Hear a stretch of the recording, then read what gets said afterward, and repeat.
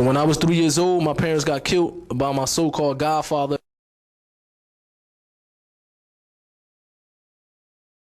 So I was in the house, I was 3 years old, I got shot in the foot. I had a 6-month-old brother and I had a 4-year-old brother in the house.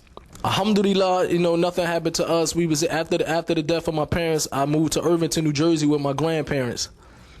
The people that killed my parents, they was from a group of people called the Nation of Islam.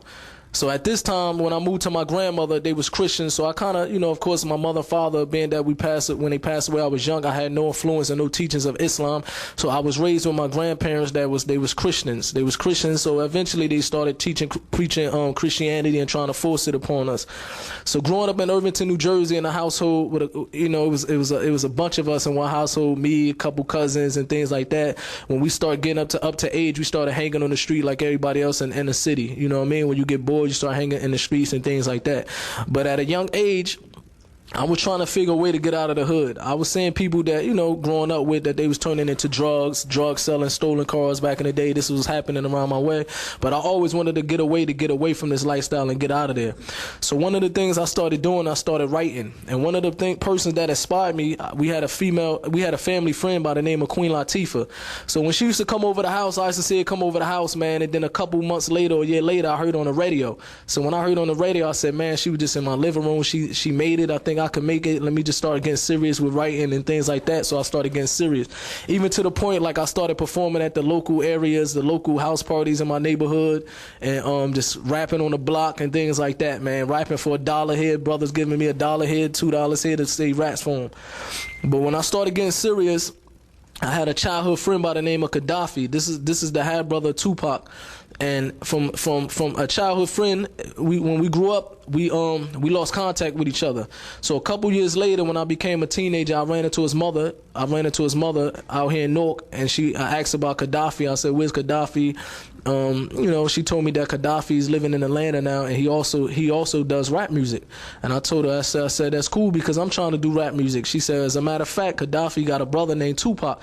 Did you ever hear Tupac? I said, yeah. This is when Tupac first came out with he had the album Tupacalypse Now and Strictly for Something.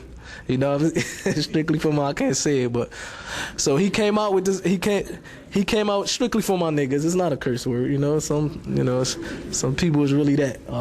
So, but he came out with these albums, so I heard of him. And, she told me that was his half brother, and they coming to New York real soon. As a matter of fact, I'm gonna give him the number so when they come, you can meet him. Like the brother said in the biography. So when Tupac came to New York, he already heard about the story. So I guess hearing about the story of my mother and father kind of softened his heart. We said, I want to meet this kid and things like that.